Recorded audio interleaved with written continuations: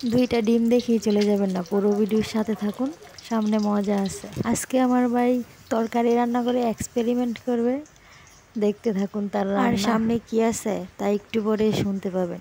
আমরা যেহেতু দুই ভাবন খাবো তাই দুইটা ডিম নিয়ে সেই তেলে পেঁয়াজ নুন ভেজে নিচ্ছে, সাথে আলুও দিয়ে দিয়েছে। কি রান্না করছে আল্লাহ জানে। একটু পর হলুদ দিয়ে নাড়াচাড়া শুরু করছে, মনে হচ্ছে কড়াইটা খুলে তার হাতে চলে আসবে। মোটামুটি ভালোই রান্না করে আমার ভাই, এর আগেও অনেকবার রান্না করে খেয়েছে।